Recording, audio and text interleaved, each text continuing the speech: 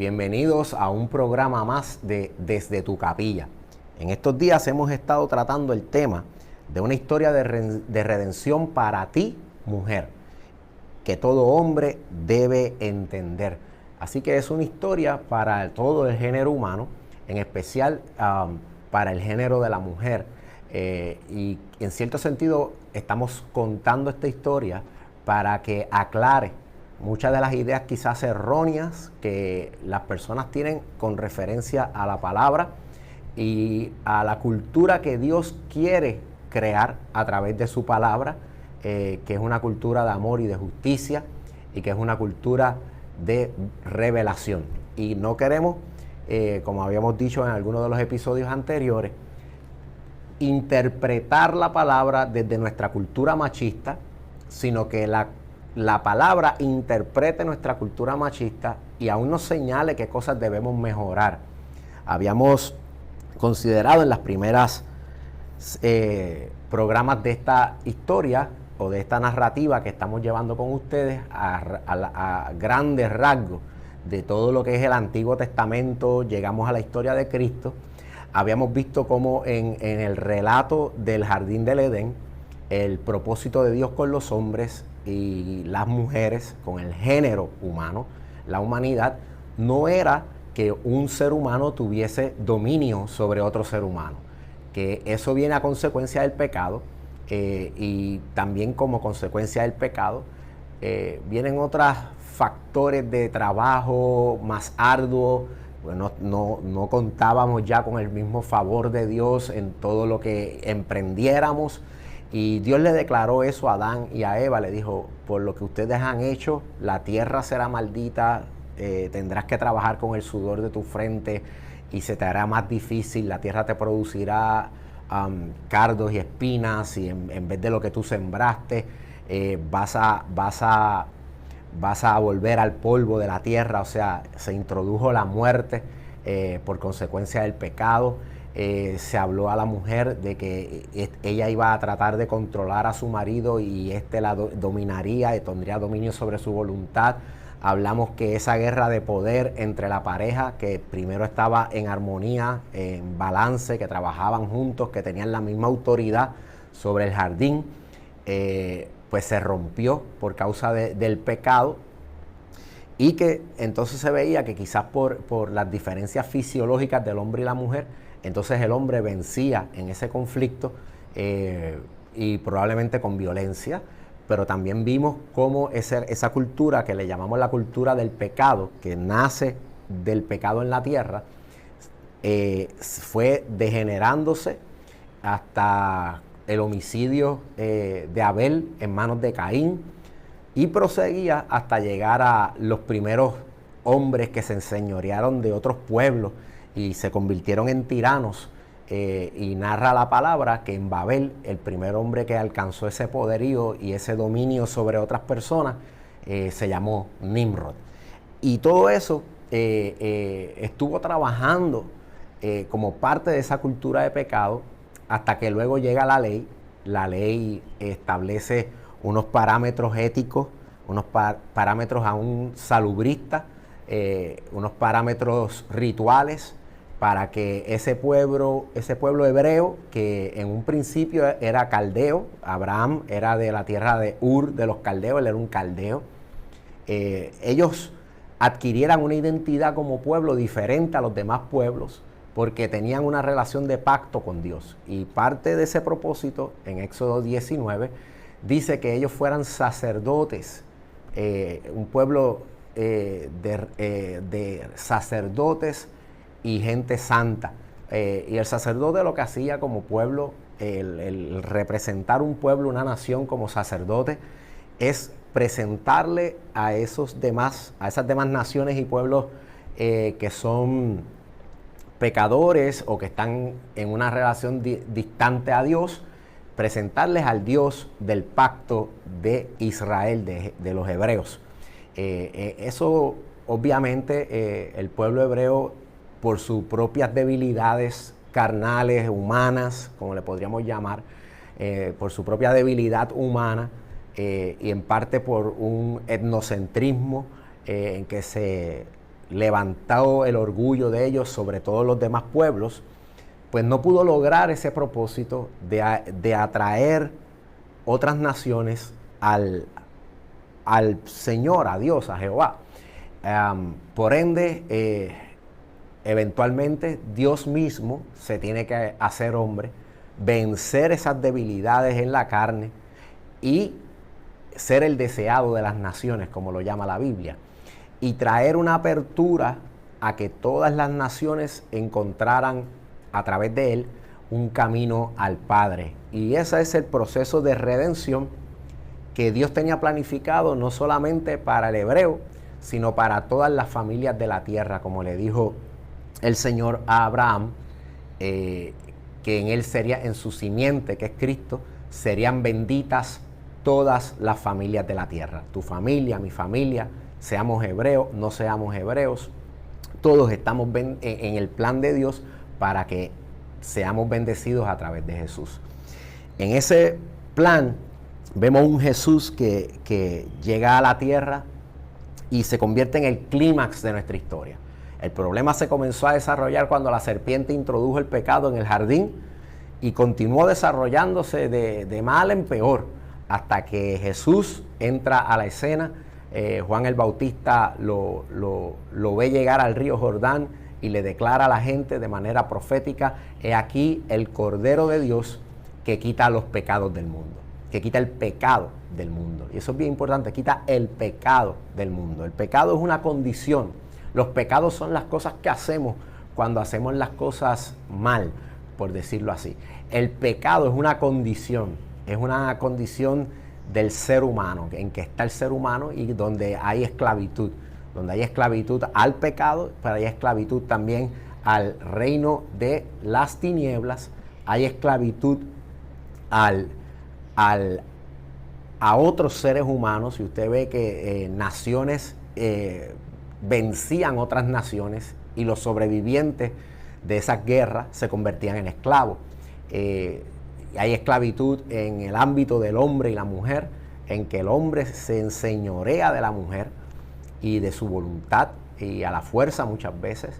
Y hay esclavitud de niños que desde años antiguos eran considerados igual que bestias de campo, propiedades, igual que la mujer, que se podían comprar y vender sin mediar el consentimiento del ser humano per se.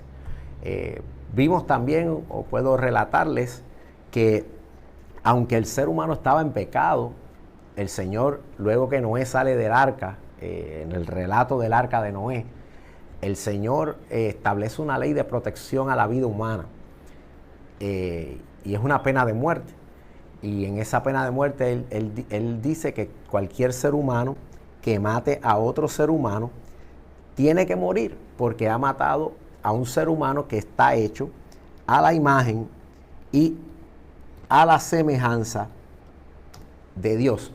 Quiere decir que aunque después de Adán todos estuvimos y estamos en esa condición de pecado, por Adán, porque la raza humana, la especie humana entró en esa condición, a pesar de eso, todavía Dios ve en nosotros la imagen y la semejanza de Él. Hay unas características muy humanas que nos distinguen de toda la creación y que representan esa semejanza a Dios, eso que nos hace semejante a Dios. Así que todo ser humano, sin importar su raza, su credo, su nacionalidad, su género, sus ideas políticas o religiosas, es digno de ser honrado, de ser amado y de ser protegido, porque tiene la imagen y la semejanza de Dios.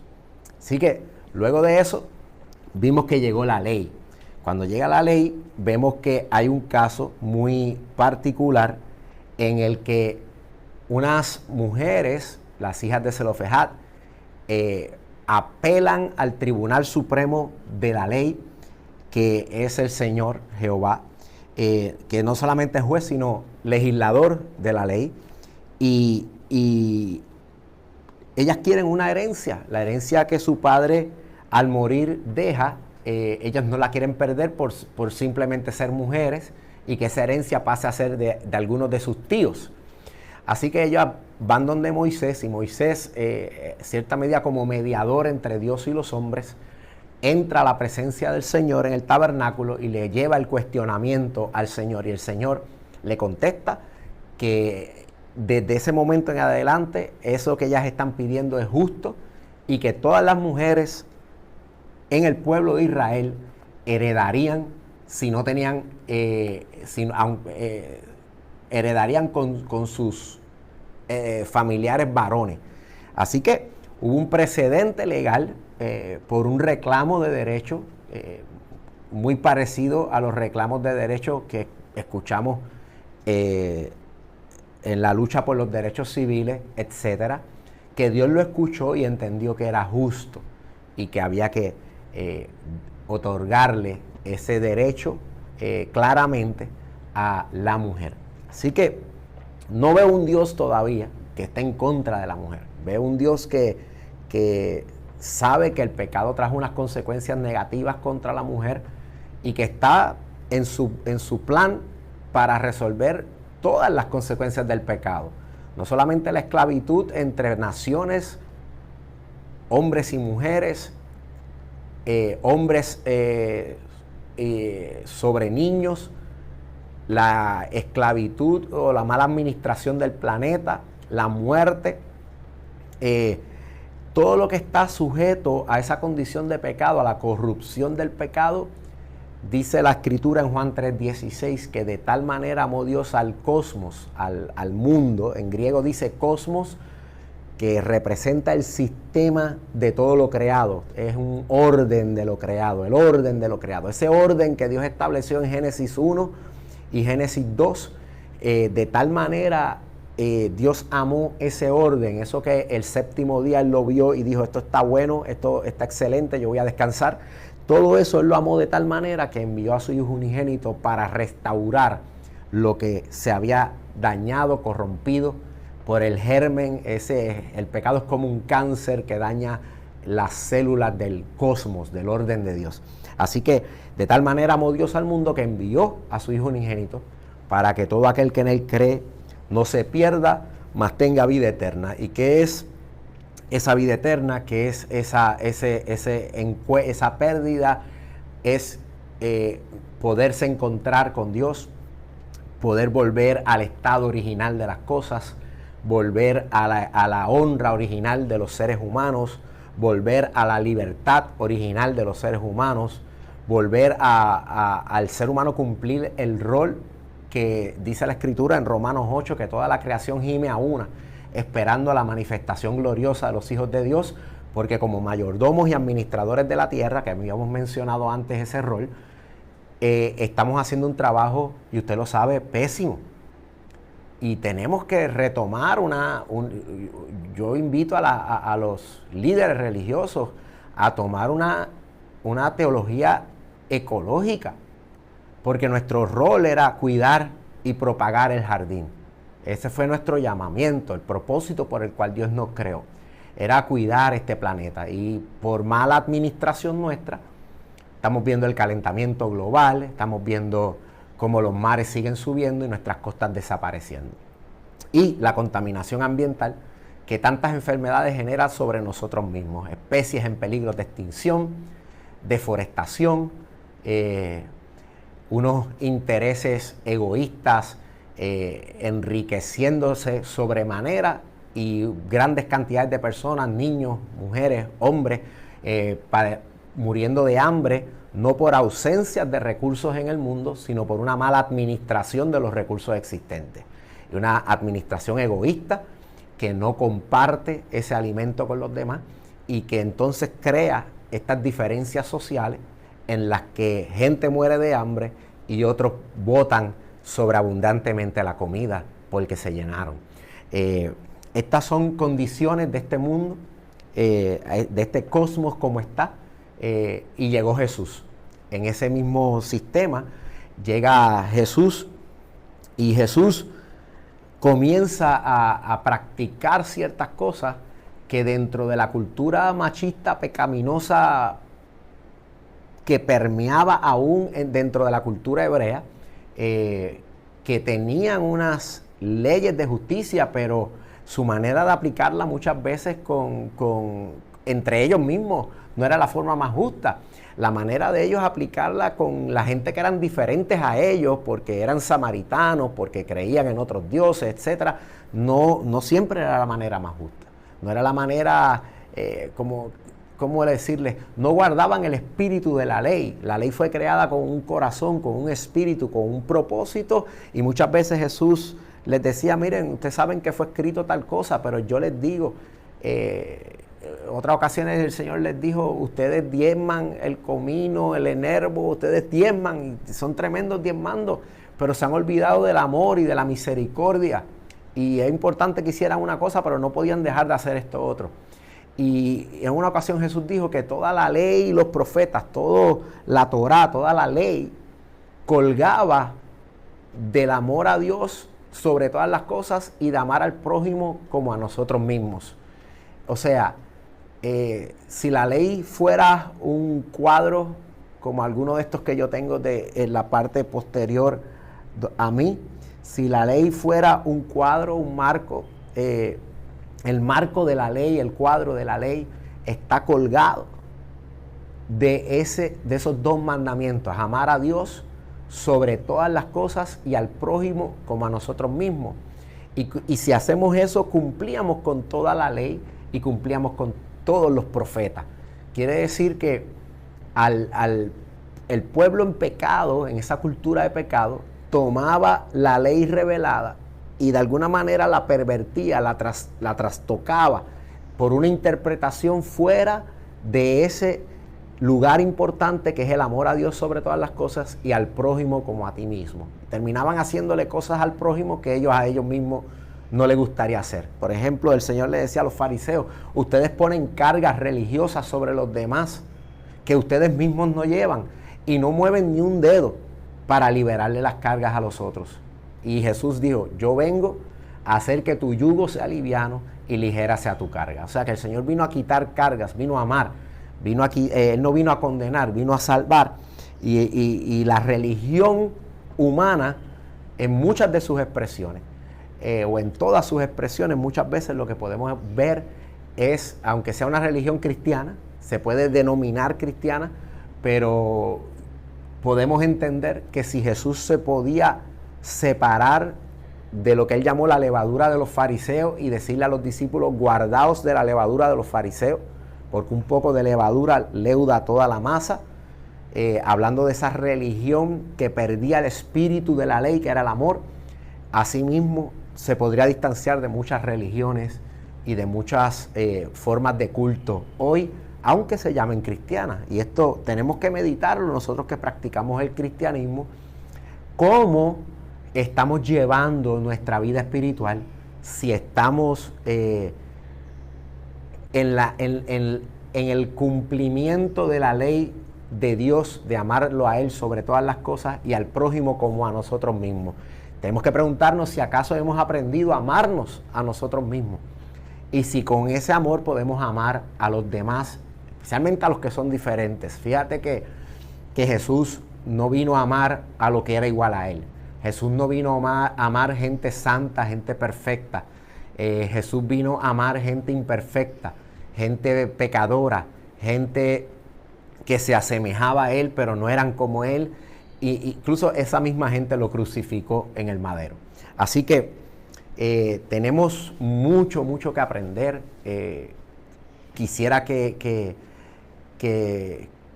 usted pueda ir reflexionando en esto, y si tiene alguna duda que regrese a los videos originales, los primeros. A mí me pueden llamar y podemos dialogar, de a usted tener alguna discrepancia o alguna duda o algún comentario, nos pueden escribir, nos pueden llamar, pueden venir aquí a la oficina. Está abierta para que ustedes puedan estar aquí. Así que eso podrían hacerlo incluso a través de la página web de la universidad, del recinto de Aguadilla, que hay una pestaña que dice Capellanía Virtual, y por ahí pueden sacar una cita conmigo y nos podemos reunir de manera virtual, ya sea de manera virtual, por teléfono o presencialmente. estamos a la mejor disposición de ayudarles y de discutir estos temas con toda la comunidad universitaria y fuera de la universidad.